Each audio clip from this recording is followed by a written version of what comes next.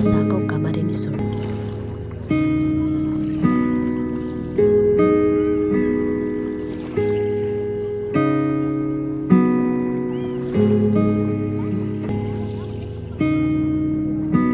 Ang istorya kang monumento sa magtabid. Sa tao kan baybayon kan magtabid karanan, may nakatagong istorya nin kagahodan, sakripisyo asin libertidad. Digdi sa lugar na ni, nagdanggat ang mga sundalong Amerikano kan Abril 27, 1940 asin 5. Tanganing liberaron ang magtabid, gikan sa pananakop kan mga Hapon. Kan panahon, kan pananakop kan mga Hapon, dakul na pamilya ang nagagwanta.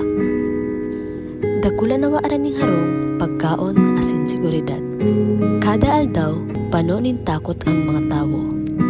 Dainin da aram kung ano ang pwede mangyari sa sunod na oras o sa masunod na aldaw. Mga taong nagtatago sa kakahuyan o dakulang gapo para makaiwasin ka sa gera o peligro. Ang iba nagtago sa kakahuyan o dakulang gapo tanganing makaiwasin da sa peligro. Ang mga gerilya patagong nagpaplano kung paano ninda lalabanan ang mga sundalong Hapon.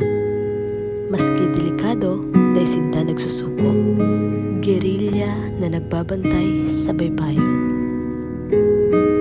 Ang lugar na ni naging importante, tahalangkaw ang tanaw sa dagat. Digdi sa lugar na ni, pirming nagbabantay ang mga tao kung may papaabot na sundalo o barko. Mga sundalong Hapon naglalakaw sa baybayon. Kanag abot ang mga Hapon, nagdarasinda hinkahadlok sa komunidad. Dakul ang napiritan magtago asin mag-agwanta nin sakit. Pero maski ngunyan, dai malilingawan kan mga gurang ang sa indang mga na-eksperyensyahan. Abril 27, 1940 asin 5. Ini ang taon kang nagdanggat ang mga sundalong Amerikano.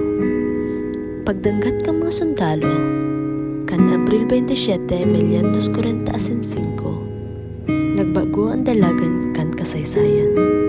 Sa baybayon kan magtabid karanan, nagdanggat ang mga sundalong Amerikano. Tanganing liberaron ang magtabid asin ang mga kaherak na lugar. Nag-abot sinda na may misyon na tapuson ang pananakop kan mga Hapon. Nagkaigo sinda nin paglaom. Paglaom na matapos na ang kahaditan. Paglaom na sana magkaigwa nin katahimikan. Mga gerilya asin sundalong Amerikano nagtitinabang ang mga Pilipinong gerilya asin mga sundalong Amerikano para mapaluwas ang mga banwaan gikan sa peligro. Daiman madali ang paglaban, pero ang sa indang pagkakasaro naging agian tangani makamtan ang libertidad. Dakul na buhay ang nagsakripisyo sa gera. Dakul ang pamilya ang nagluha asin nagagwanta nin kasakitan. Pero sa gabos na ini, nagpadagos ang sa indang paglaom. Ngunyan, nakatindog ang monumento sa magtabid bilang simbolo kan kagahodan asin sakripisyo kan mga naglaban para sa libertidad. Ang monumento bako lang simpleng istruktura. Istorya ini kan mga tawo na nagagwanta para sa kinabukasan kan sunod na henerasyon. Habang naglalakaw ang panahon, importante na dai malingawan kan kabataan ang kasaysayan. Taan kasaysayan, iyo ang nagpapatuman kung sisay kita bilang mga Bicolano asin Pilipino. Sa lambang gapo, lambang alon, asin lambang parte kan magtabid.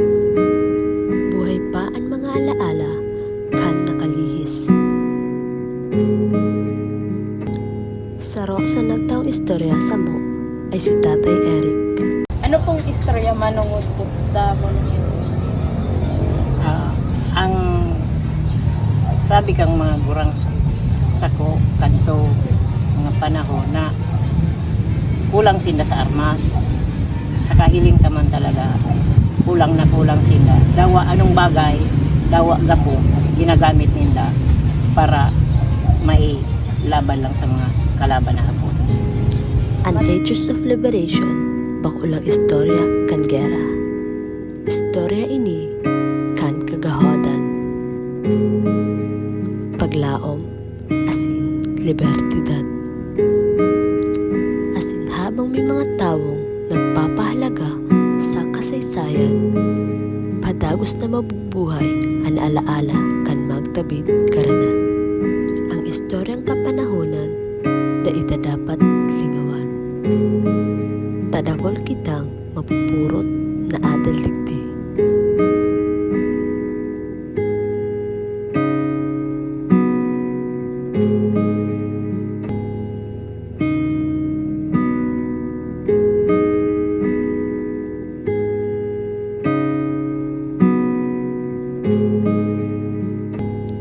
Ang kasaysayan, da ita dapat paglingawan.